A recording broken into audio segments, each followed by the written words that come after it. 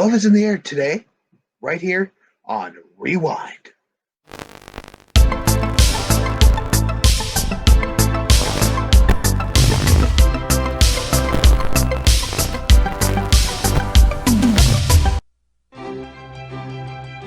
Paul and Diane were dedicated professionals. I'm a biochemist. I'm a comparative psychobiologist. Why? Who had everything in common. Hello. You have 0 messages. You have 0 messages. They were able to communicate with all species. This is bad. Bad. Bad. Except one. Their own. I'll go home with you tonight if you can answer one question correctly. Okay. Who designed this top? I wouldn't know.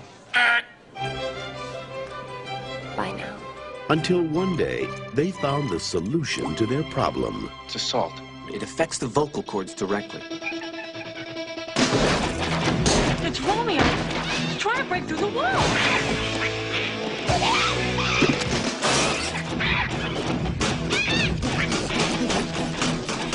Now, in the name of science, Paul and Diane are about to begin an experiment. All they have to do is speak. So, you like those radios? Simply irresistible. It doesn't matter what they say. Excuse me. You are the most beautiful woman I have ever seen in my life. Simply irresistible. They just have to speak. So, how do you like those pretzels? Oh, baby. You have 67 messages. Simply irresistible. Okay, I'll go home with you, and I'll be everything you've ever wanted if you can answer one question correctly. What? How do you synthesize a methylated alkaloid? I don't know. Bye now. Love potion number 9. Yes! Simply irresistible. Love Potion number 9 is a movie from the early 90s with Sandra Bullock and Tate Donovan. It's a story about two geeks or nerds that are that are scientists that are unlucky in love. As part of a tradition of going out and doing something fun, Paul Matthews, or Tate Donovan, and his friends visit a gypsy palm reader on 34th and Vine, which is mentioned in the song by the same name as the movie, as part of the opening title sequence here, which is amazing. If you watch it, continue to see that. The old woman, played by the awesome and ever lovely Anne Bancroft in one of her last roles, informs Paul that he has no female companions in his future. She doesn't see any female companions in his future whatsoever. It's very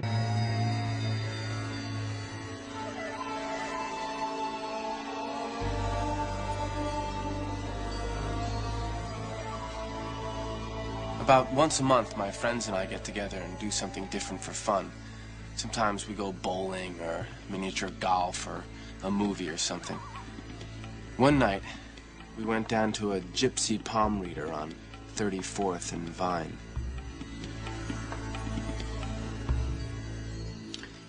Let me see your palm.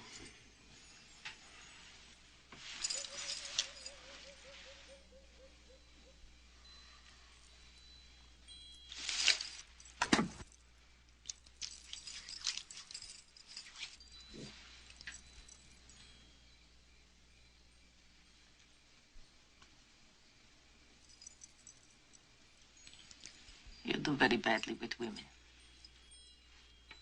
No, I do all right. No, you don't.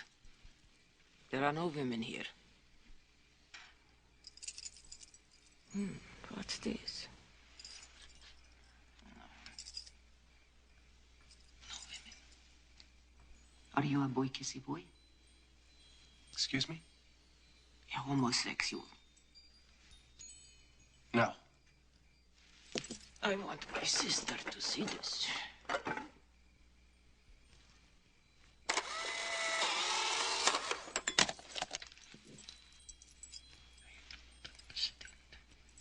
No, I see no women in your life for a long, long time. Maybe forever. Well, that's kind of depressing. Yes, it is. But I have something for you.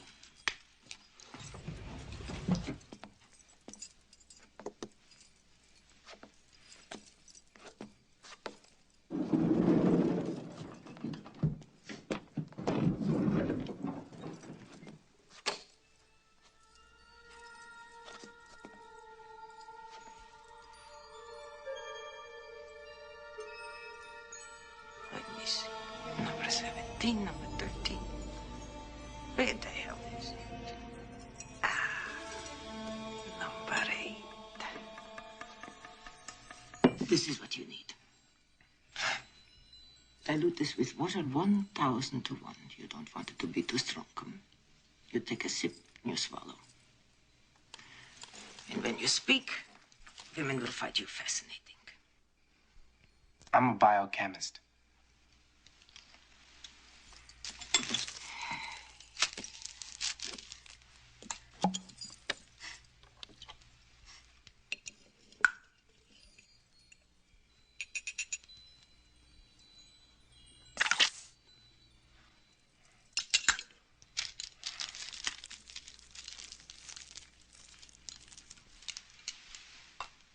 You try this.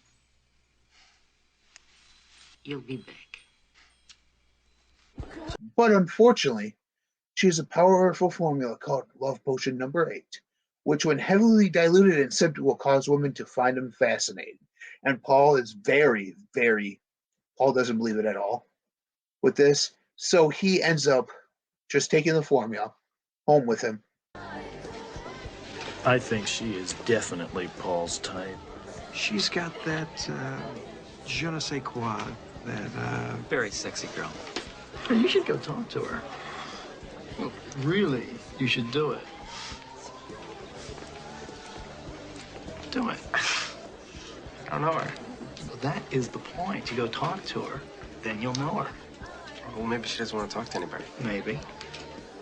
Maybe she does. Huh? So you just got to keep taking chances, keep rolling the dice until you find someone who does want to talk. expert advice.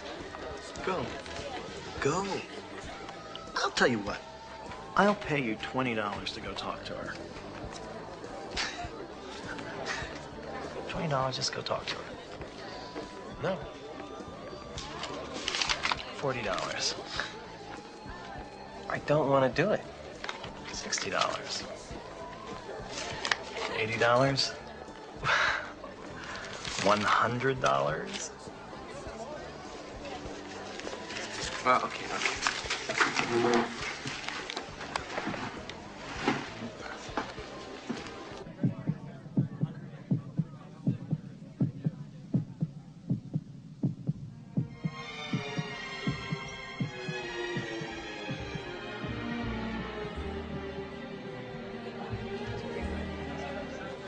Born to lose.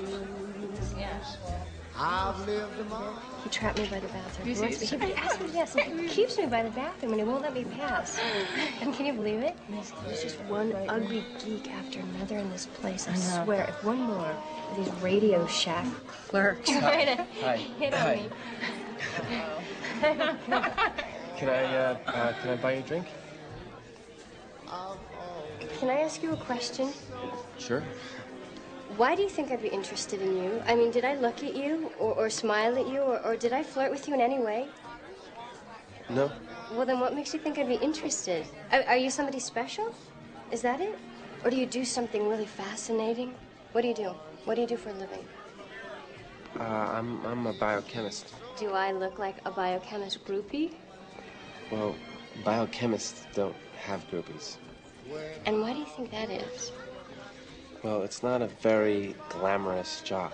No, it's not one of your drop-dead glamorous jobs. I mean, I'm sure that you find chemicals very fascinating. But do I really look like somebody who'd be interested in a chemical person? No, hey, wait. I'm only doing this for your benefit. I mean, you wouldn't want this to happen again, would you? No. No.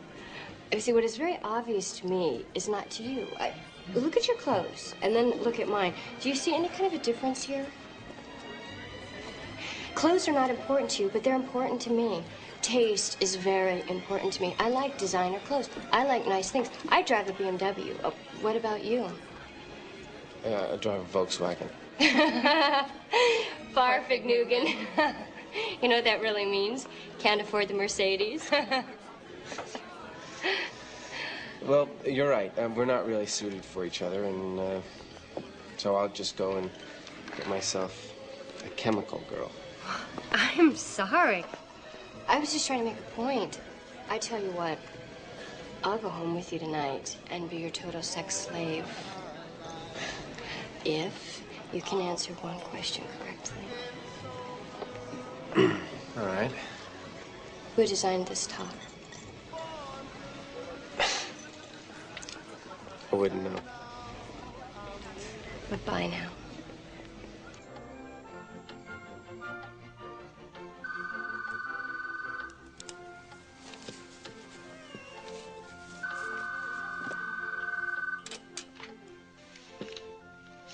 Hello?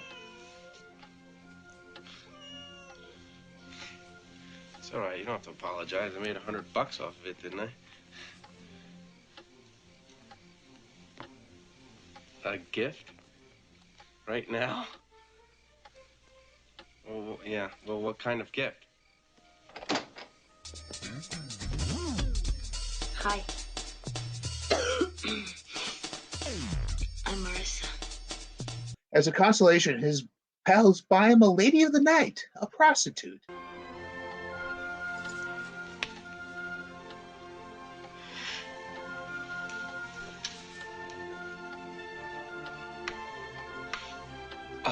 Can I get you something? What do you got? I have some terrific wines. Do you have any gin? Gin? Sure. Gin on the rocks. Gin on the rocks. Okay, sorry. Tanqueray, if you got it. Okay.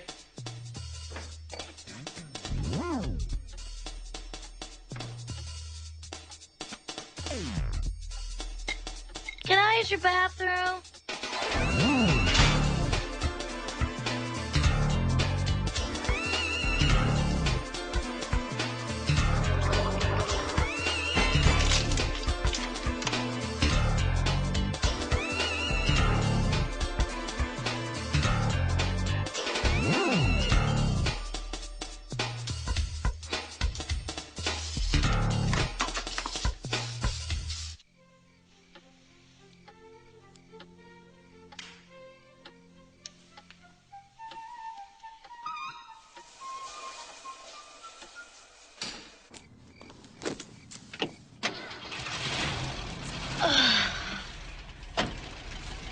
Gotta go. Great.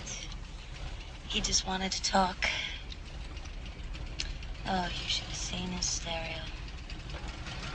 I bet it's worth thousands. He only manages to talk to her briefly instead of boosting his libido. Meanwhile, his co-worker and comparative psychologist Diane Farrell, played by the ever-lovely Sandra Bullock, conducts tests on chimpanzees, similarly has no love life, yet she's used by an uncaring friend for nothing but sex.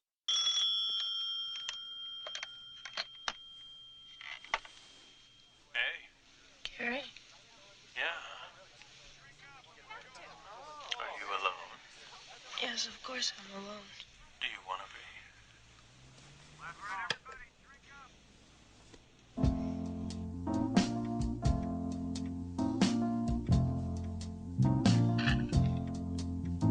You're no good, heartbreaker.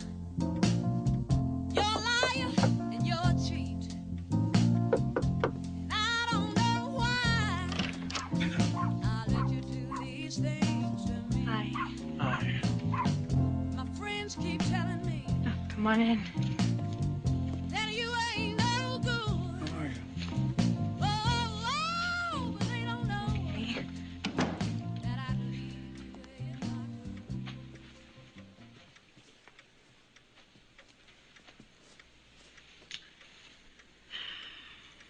That's nice. Is that a new couch? No, I've had it about a year.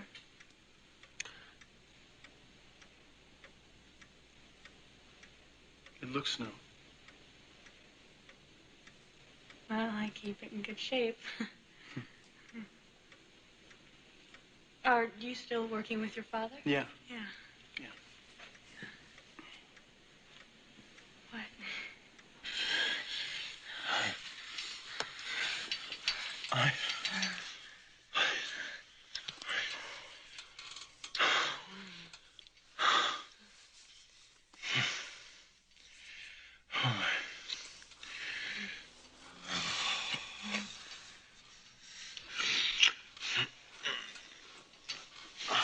Gotta go.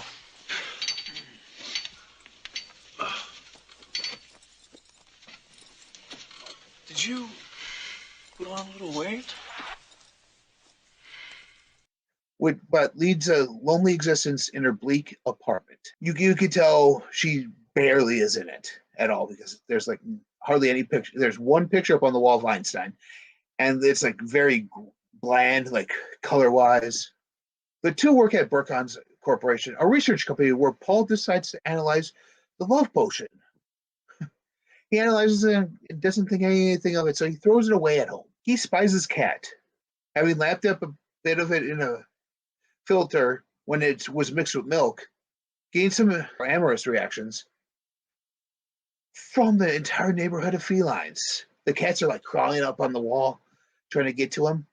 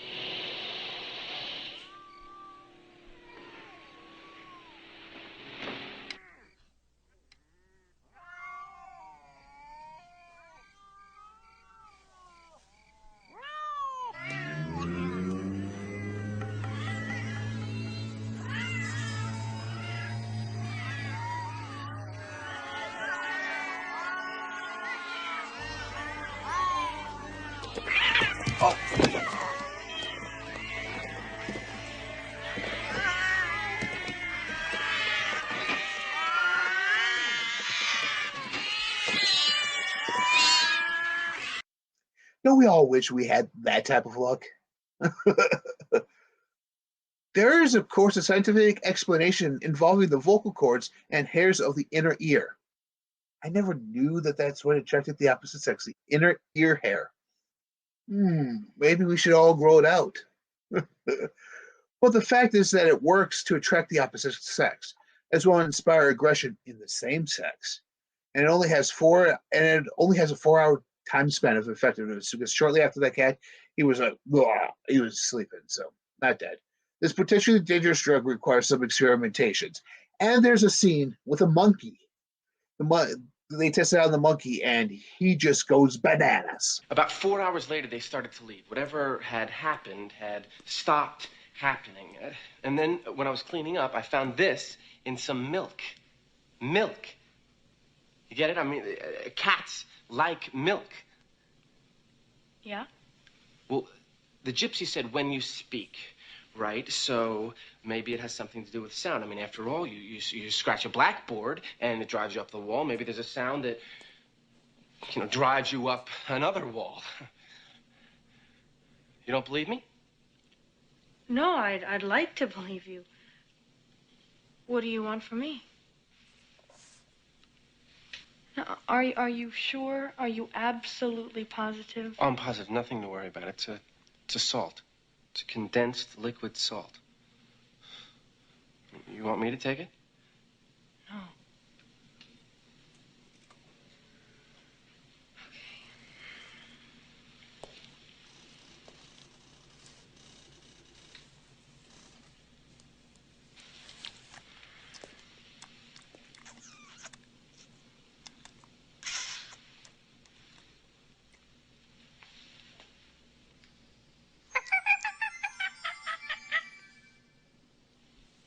Didn't sound unusual to me.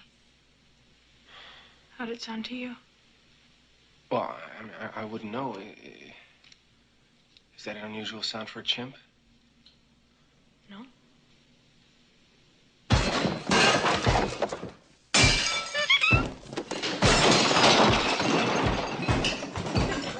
Romeo, he's trying to break through the wall. What's he trying to do? He's trying to break through the wall!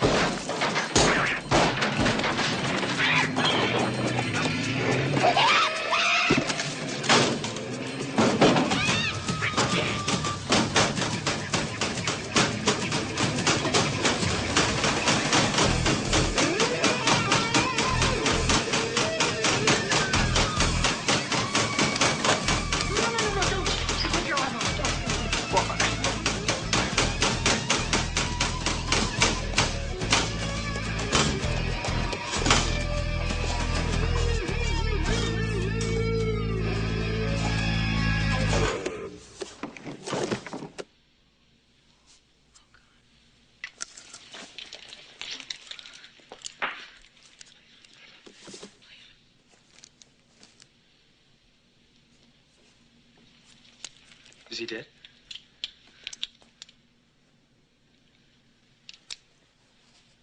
No. He's asleep. After weeks of testing, we discovered how it works. When swallowed, it affects the vocal cords directly. So when you speak, microtremors encoded within your voice stimulate tiny little hairs in the inner ear of the opposite sex. The hair vibrates, sending a signal along a nerve to the brain, which in turn produces a combination of mood-altering endogenous chemicals responsible for the biochemical process of feeling in love. We also discovered that 1, it made members of the same sex hostile. 2, it had to be diluted. Full strength was far too strong. And 3, it would only work for 4 hours at a time. The next logical step was to test it on humans. But who? We felt a deep moral obligation to mankind to make sure this potentially dangerous drug didn't fall into the wrong hands. But where could we find test subjects we could trust? This is scientifically unorthodox. But perhaps we could both take samples and test it ourselves in a real-world environment. I mean, Diane, we're both prudent and responsible people. So, for the sake of all mankind, we divided up the remainder of the potion and agreed not to speak for 3 weeks. Since Diane and Paul are responsible, prudent individuals, and they subject themselves to the trials. How do I know you haven't been trying some unspeakably sordid thing, Paul asked Diane, which is exactly what the audience will be wondering.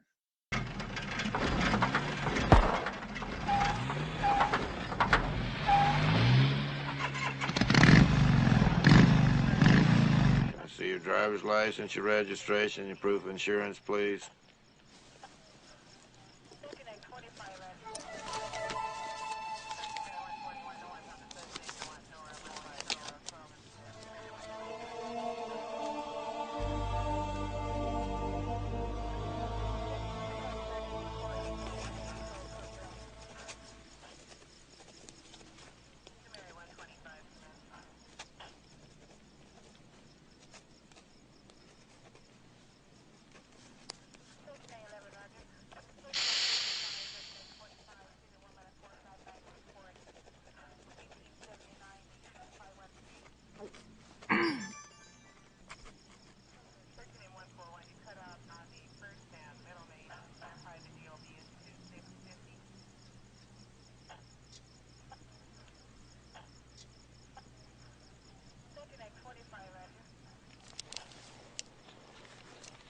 Let's just let this go with a warning. Thank you. I get off in about an hour. And I was wondering, could we maybe have a drink? I don't think so.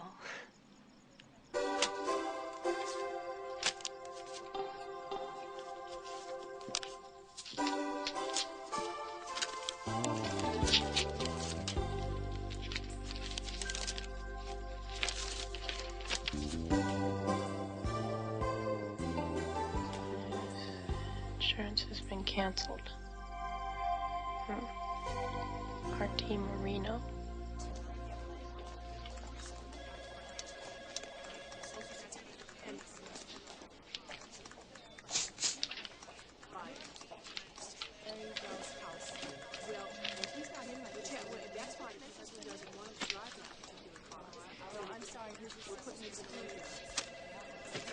Hi. Can I help you?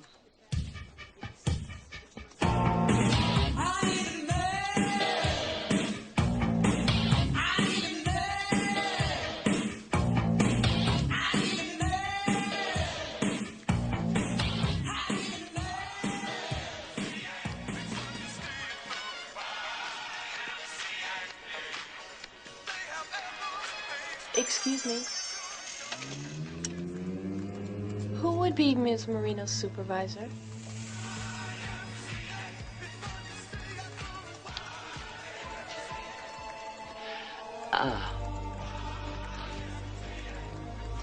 That would be, the district manager, Dick Webster. Dick. 3 tickets. Oh, my. You didn't kill anybody, did you? No. Good.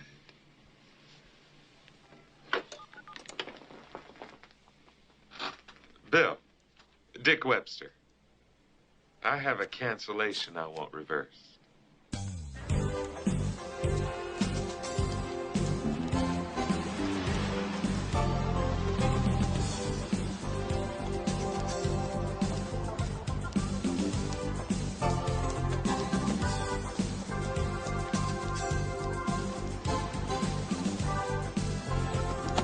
Excuse me.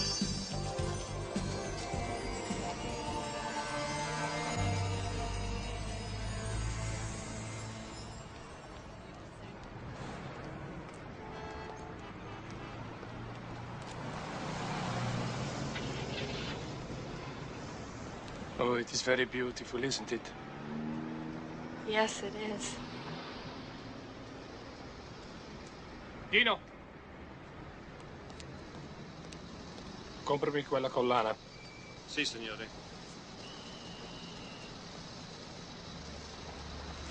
Has anybody ever told you how beautiful you are? No. Nobody in their right mind.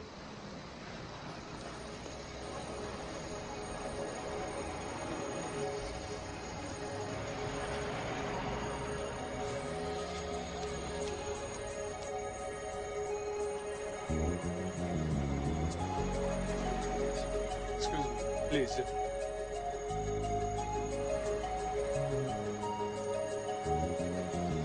I have met beautiful women before. Many beautiful women. But you are the most beautiful woman I have ever seen in my life.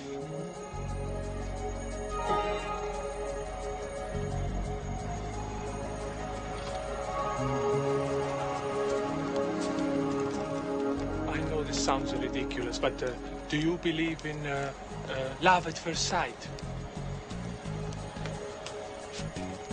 Bravo! Va via!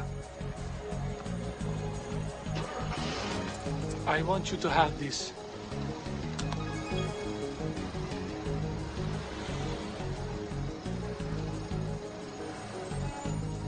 I can't. Please indulge me and take it. I don't feel this way very often, and I would like you to have this. Oh, this is your car.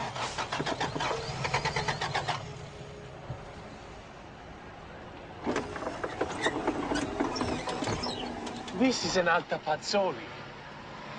I know. I am Enrico Pazzoli. I own the company that manufactures this car.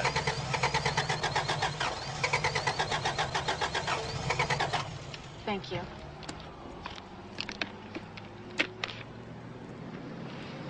The governor is giving a little party this evening. I have nobody to accompany me. Would you please come with me? I really don't think so. Why, are you married? No. You are engaged? You have a fiancé? No. A lover? A boyfriend? No. A girlfriend? No. Then your grandmother is sick and you must stay with her. No, she's dead. Oh, I'm sorry. Oh, no, it's okay. She died 20 years ago. Then why don't you come with me?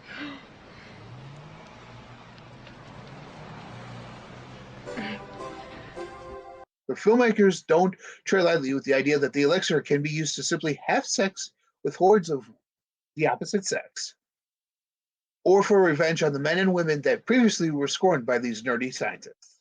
Oh yeah, the tables get turned on them.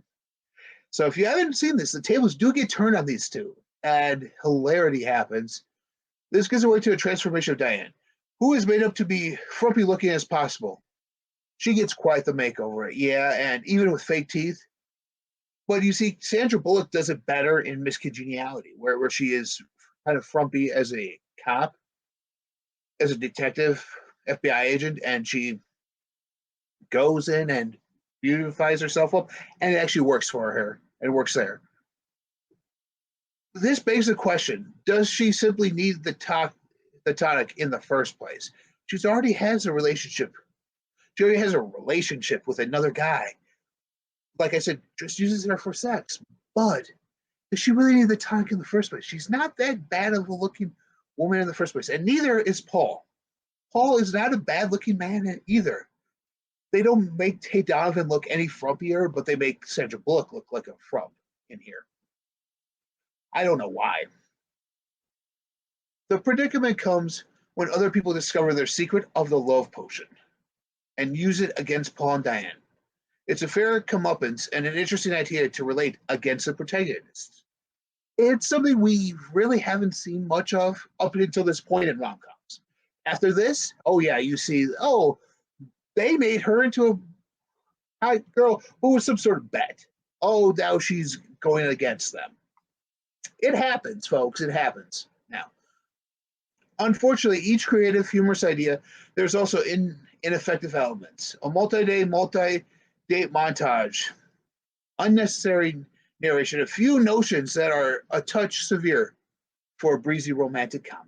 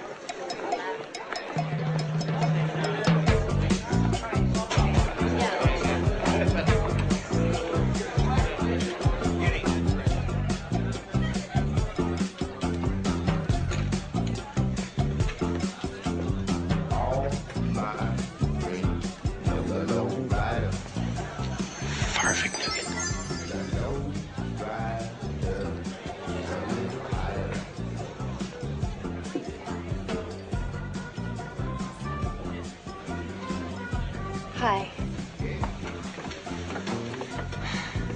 My name's Cheryl. Aren't you going to tell me your name? Paul. Why are you looking at me like that? I'm just curious what you're thinking. I'm not going to tell you. I prefer to be a bit mysterious.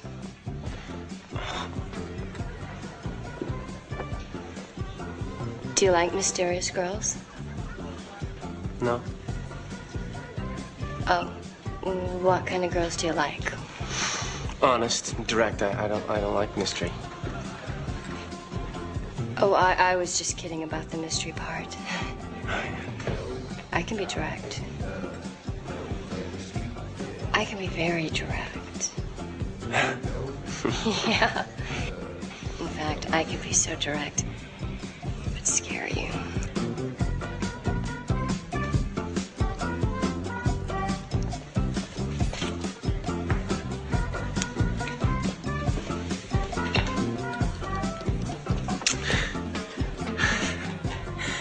Are you scared? Nope.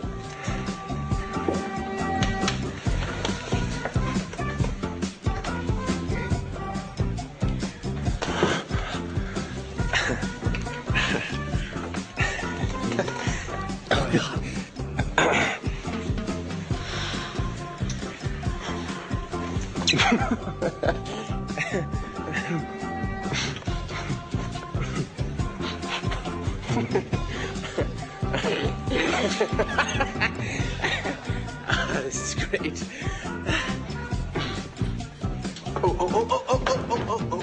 Okay. Is that direct enough for you? Yeah. That was excellent directness. So then why don't we just get out of here? I can now. Back to my place.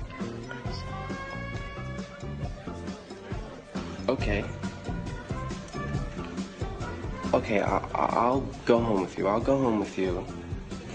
And I'll be everything you've ever wanted in a man. If you can answer one question correctly. What? How do you synthesize a methylated alkaloid? I don't know. Bye now.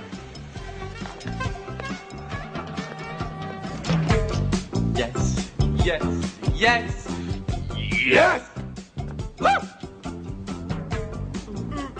It was late, but the bars were open, and I still felt the urge to continue with my research.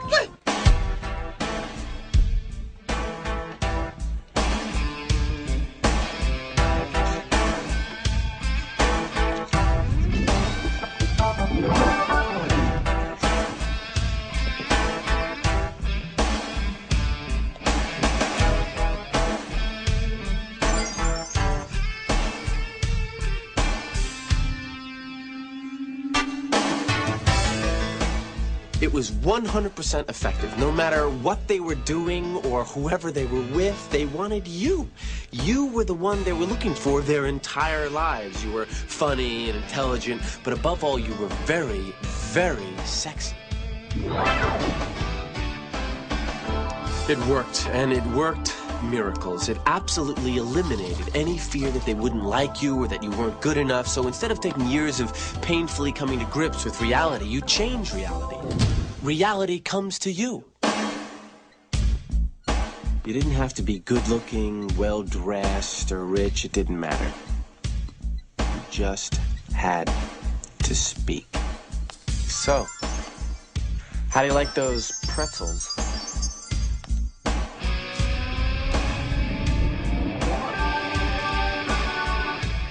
And you didn't have to be funny, intelligent, or insightful. It didn't matter what you said. Content had nothing to do with it. So, you like those radials?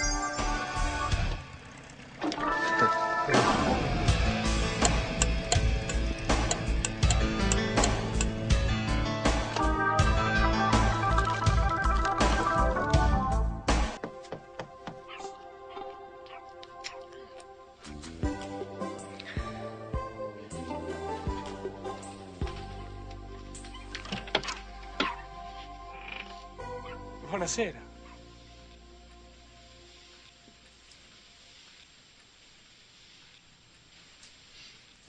Is something wrong? You're wearing a tuxedo.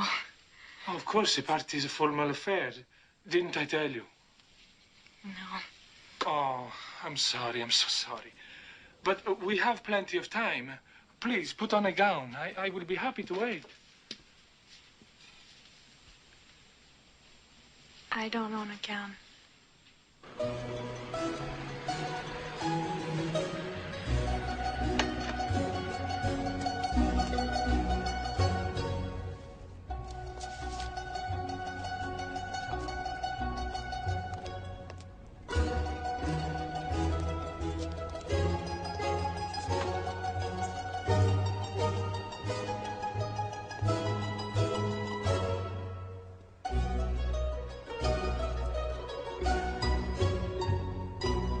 Royalty usually arrives after the guests. However, Prince Geoffrey didn't want to miss meeting any of the girls.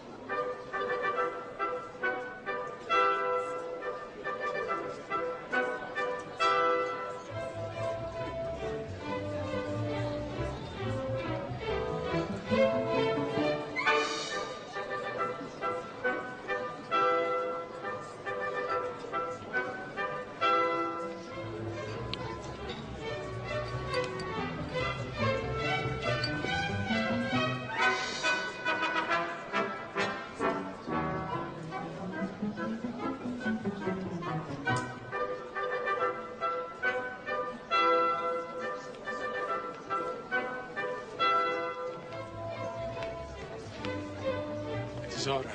Don't be afraid. You look meravigliosa.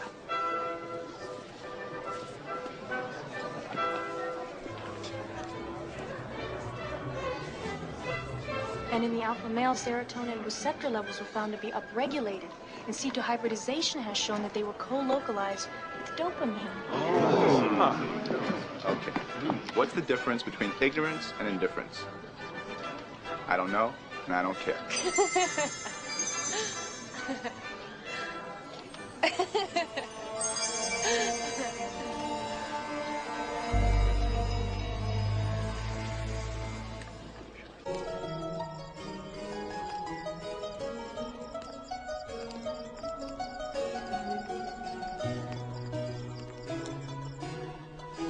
Enrico, thank you. Good night. Oh my God.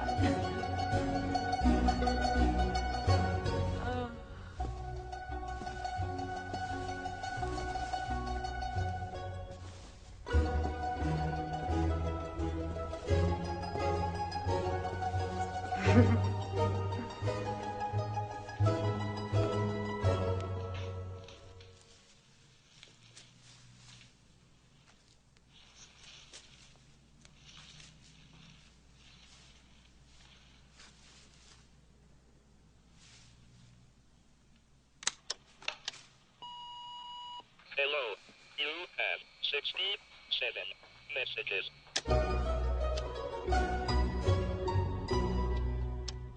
Still, it's not a terrible film, inspired by the popular song by Jerry Lieber and Matt Stoller.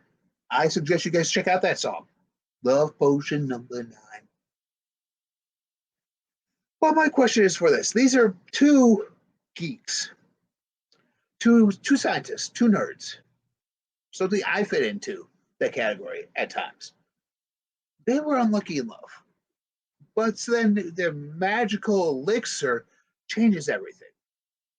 We've seen this type of thing before in a lot of other movies, and sometimes done even better than it was here. Should this be forgotten? I think it doesn't get the love it deserves, honestly.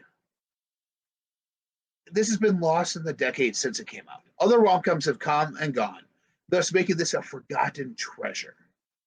Does it deserve to be forgotten because of its format? Because it's only on DVD and VHS? No. In fact, I think it should be the earliest Sandra Bullock that needs an upgrade. Anything before this, forget.